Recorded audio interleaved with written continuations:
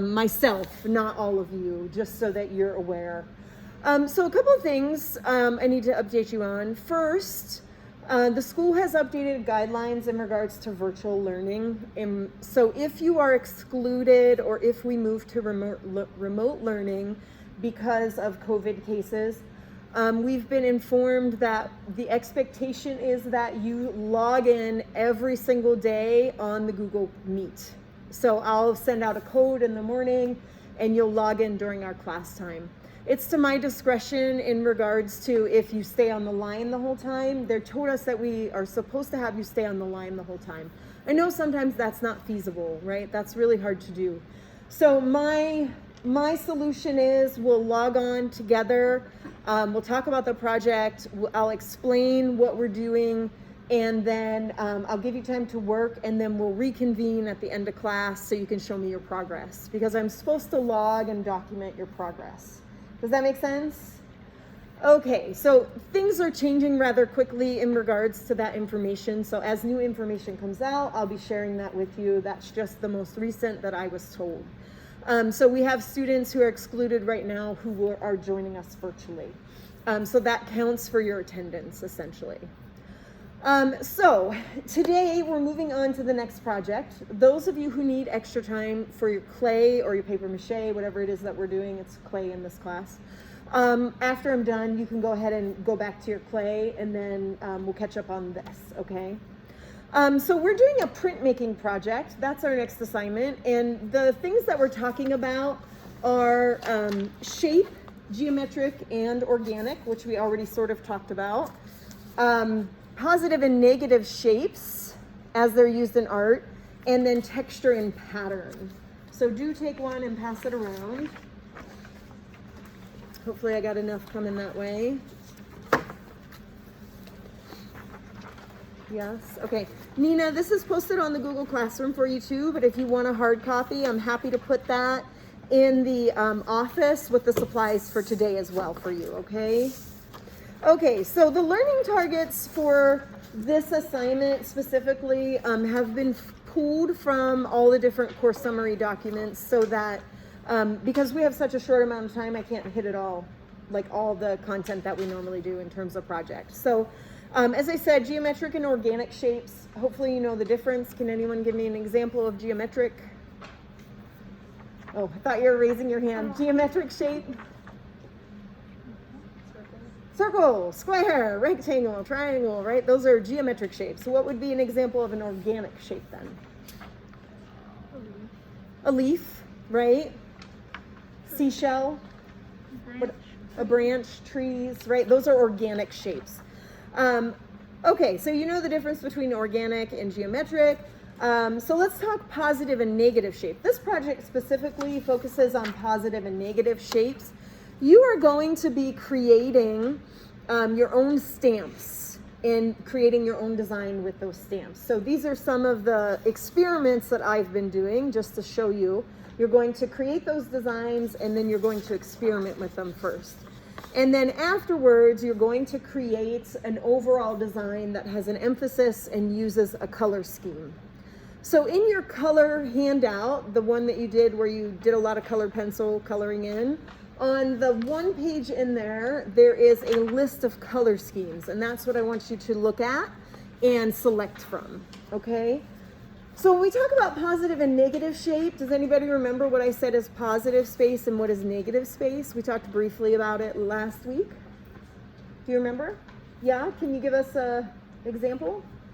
Positive shape is like what you're looking at, and the negative space is what's in the background. Perfect. So your positive space is the object or the image, the important part of the image that you're looking at, and that negative space is the space that surrounds it, right? So in the most basic sense, this is an example of positive and negative, right? So in my design, the part that is colored is my positive space. The part that is the paper that's showing through is my negative space. That's the most basic way of saying it. In a work of art, we still have positive and negative space, but the artist is addressing that negative space as equally as they are addressing that negative space. So my positive space in the picture is the objects that the artist has created, right? So the people, the trees, the landscape, all of those things. The most important part of the picture, we could say, is our positive space or our emphasis, right? It is the negative space, like the sky, that we see through those that becomes that negative space, right? It doesn't mean that the artist doesn't address those. They're still thinking about that space and still giving it some attention. So, right, if I look at this picture, right, what is my positive space in this picture? What is the most important part of the picture? The person, right? The guy on the bike is our most important part. The negative space is that space that surrounds him. Now, the artist still pays attention to that negative space. He wants to make it interesting for you. And so he gives it color, he gives it some textures, right? So it's not as though you are ignoring that negative space when you're doing a painting or something like that. You should still be addressing that space. For our purposes, we are ignoring that space because I just want you to understand the basics of positive and negative, okay? So, with that, do you understand the difference between texture versus pattern? Can you give me an example of a pattern? Think elementary school with pattern. Anybody? Kevy's mask has a pattern, right? Gabe's mask has a pattern. Brock's mask has a pattern, right? These are repeated visual elements that are identifiable, okay? When we talk about texture, texture is the way something feels. In art, we talk about actual texture or simulated texture, right? Last week you made a clay sculpture. Your sculpture may have had some actual texture because you impressed some objects or materials into that surface to give it a texture, to give it bumpiness or smoothness, right? That is actual texture. In art, we create illusional texture, right? This is simulated texture. So if I look at this, my leaves are all different sizes, all different shapes, right? Some are fat, some are thin. So this is an example of texture. I can't find a repeated pattern like I can find on Kevy's mask with the flowers, right?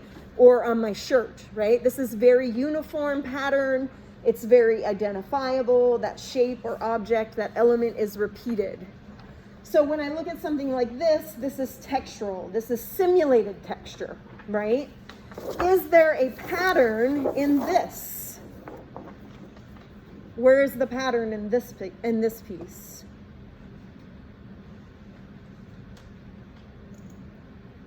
Most basic pattern. The shirt, thank you, right? Blue, white, blue, white, blue, white. It's stripes.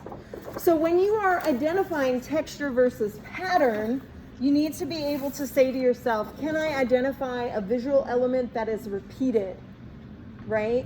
Is this texture or pattern? Texture, absolutely, right? The artist is trying to show the textures of the hay bales. This is Claude Monet. So he's trying to show how the light and the texture are interacting here, right? He's showing the texture and the negative space surrounding those two hay bales too, okay? So I think you know the difference. It's just, can you identify it and define it, right? So we are creating a pattern specifically, okay? I'm gonna ask you to make a minimum of 2 stamps in this project.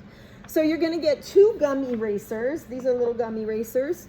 You have 2 sides to work with, and you're going to create 1-inch square patterns.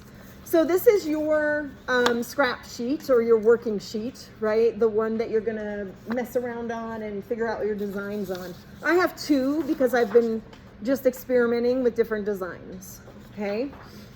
So what you're gonna do first is you're just going to start by making some pencil line designs in your paper, in your scrap paper. So I've got a few pencil line designs here, here, here, and here, okay?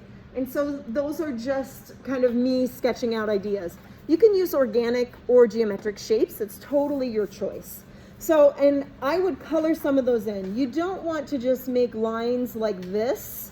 Again, just like we did with our kaleidoscope, you're going to be carving those, so you need a thickness there. You need a thickness in that line to make this work a little bit better. So avoid really thin lines like that, okay? So if I want to, I can just start by kind of creating that shape here, and then thinking about how much negative and positive space I'm using. So all I'm doing here is just kind of randomly coming in with a shape, and I'm not really thinking too much about this design actually. I'm just kind of, I want it to run off the edges of that 1-inch block. So bring it to the edge of the 1-inch block. It will work better and it'll transfer your design. It's almost like we're doing a radial symmetry again, right? If I rotate that stamp, I have a radial design again. So consider your design that way. Color it in with your pencil so you know which part is going to be positive, which part is going to be negative. The other thing you want to do is try to use about 50% of the space for your positive shape and 50% for the negative, okay? Because that will make it more interesting. So let's just say for my purposes, that's going to be my design, okay? What I'm going to do is take my gum eraser, and this is actually an eraser we're using, and you can do this with any kind of eraser, but I have the gum erasers. So I'm going to take my gum eraser, I'm going to set it on top of that design, and I'm going to go ahead and flip that over this way. And then I'm just going to rub that, just like you kind of did with your kaleidoscope design. You're just rubbing that graphite so it transfers onto your rubber stamp. You'll see that transferred, right? Super easy. Graphite is lovely that way because it just transfers nicely. Okay. Nina, give me a thumbs up if you can see okay everything I'm doing. Okay, I'm sorry, I can bring this down a little further for you. So with that, now what I'm going to do is I'm going to take my carving tool. So this is a linoleum carving tool or a wood carving tool. This has a blade at the tip here. Okay, so this little blade is a blade that can be moved and it can be changed out. So we have a couple different kinds of blades. This just unscrews. So I just unscrew that, I slide the tip out, screw that back down. In the back, you should have some additional blades. So this unscrews, and then in the back, you're going to have some additional blades that you can work with, okay? Most of them will only have 2 in there, but if you have a few extra, just don't lose them, please. So this just screws back on. You're gonna unscrew this. There is a little tip inside here. See that circle in the center? On either side are 2 half circles. The thinner one is going to be where you slide the tip into, the carving tip, okay? And so as you do this, if you need help, I will be glad to help you. I like to start with the V gouge. This is a very thin little blade, and it's like a razor blade at the tip. So please don't injure yourself, right? I'm trusting you with some sharp tools, and I don't want you to hurt yourself. So that just slides in. I tighten that down, and now I'm ready to go. The tool is designed so that the V gauge should be facing up and away from you, okay? So I don't want to use the tool this way and drag it. I want to use it so that that blade is facing up and I'm pushing away from me. So with this little design that I have, I'm going to carve away the negative space. That is the space that doesn't have any graphite on it, okay? So the space that doesn't have graphite is what I'm carving. So with that tip up, I'm going to show you how that looks. Tip up this way. Hopefully you can see that, Nina, right? So tip up that way. It's really important because last class somebody was trying to drag it and it just wasn't working. It was making their eraser crumble. So always keep your blade away from you. You are going to carve away from you and turn, and I will move this out. I just want to catch it on the video. And I'm really just pulling out see how tiny that is? It's like a little tiny sliver. That's all you have to do. If you go deeper than that, that's okay, but you don't have to. So I'm just taking the surface out here. So you can see I went a little deeper this time just to show you the difference, right, in the size of that. I don't have to go crazy big to get this to work. So I'm going to carve this a little at a time. And this is a soft eraser, so it's going to be easy to carve. And I'm going to turn it as I go and always make sure that tool is carving away from me so I'm not going to injure myself. Unfortunately, every year somebody always injures themselves. It happens. I hope it's not you, though. So I'm just carving a little at a time here. If you want a larger tip because you need to take out more faster, then you can change out your tip. And there's different tips. There's a larger V-gauge gouge tip, and then there's a U gouge tip, which is a rounded, I can't speak today, sorry, a rounded tip, right? And then see, I can turn this as I go and just keeping my hands away from that there. Okay, and so I'm actually almost done. I'm going to pick up the pace here a little bit just so I can get to the printing portion.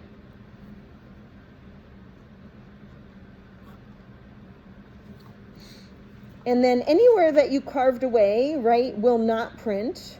And anywhere where you have left the raised surface of that, it will print. Okay, so I'm going to remove that, and then I'll show you how to ink it up. And then what your goal is today, if you're done with your clay, with your sculpture project, is to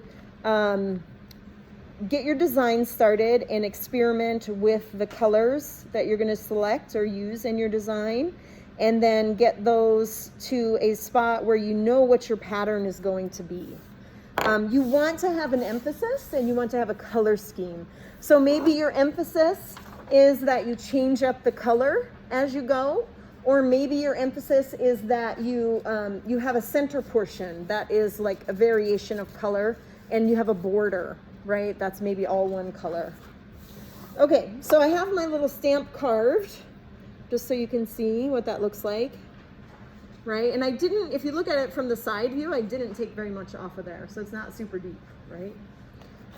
So I'm going to take some Crayola markers. You have some in your art kit, but they're the thin ones. So if you want to borrow the large ones, feel free to up here. Just return them when you're done because I don't have enough to give everybody their own.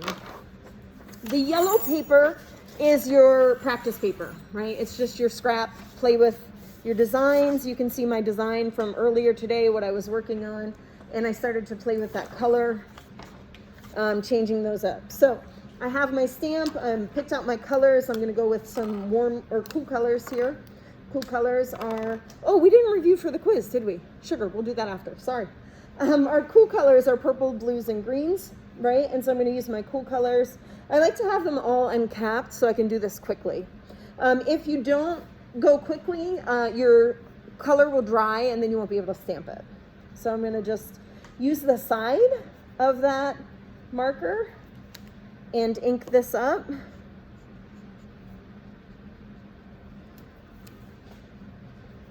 With my colors there. So you can see that's just the color from there. And then I'm going to go ahead and stamp it. If I let it dry too much, it may or may not transfer well. So there's what that looks like right here. Now the fun part is when you start to transfer that design and you start to rotate it on your paper. So as I transfer and rotate, I'm going to change the direction of my stamp and see how it creates a pattern within its pattern. So I'm going to ink that up again. And this is not meant to be like a project that's going to take you days. This should be this week and you're done like in 2 days. So there's the connection. You can see as I start to connect those here. Right.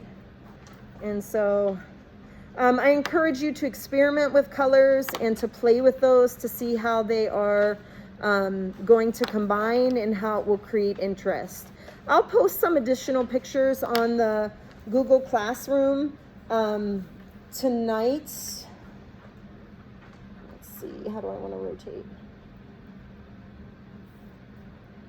But I'll post those so you can see them, how those will transfer. Oops, I did that backwards. So that's half of the battle, is figuring out which way you went. I should have flipped it the other way. See how I got backwards, right? So this is why you're experimenting and you're playing with that design before you go onto good paper. Once you have your pattern and your design figured out, you're going to go onto your good white drawing paper. I've copied this so the lines are there, but faintly, just to help give you that grid so you don't have to draw it in, because drawing it in would be a pain, right? And so I would continue to play with this and experiment with how my stamp rotates. I want you to make at least 2 different stamps.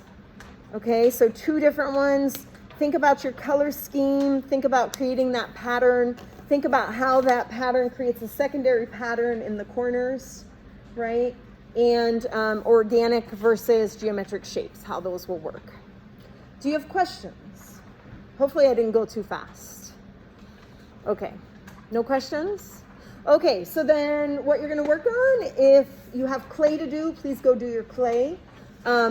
You're gonna work on these designs, so take one of these papers before you go, and you're gonna work on those pencil designs, and as you're working, I'm gonna be bringing you a carving tool and 2 erasers that you can get started on, okay? And then I'll check in just to see how your designs look. Remember, don't go tiny, because it's hard to carve if you're going tiny, okay? Okay, fabulous. I'll leave you to it, and I'll be around to check in. Thanks, guys. So Nina, how are things going with your painting? I sent you the sculpture information yesterday. I'm hoping that you're almost done with your painting because we're on to project number 3 and the term ends December 4th. Interruption. Mr. Rutledge, could you call the office? We have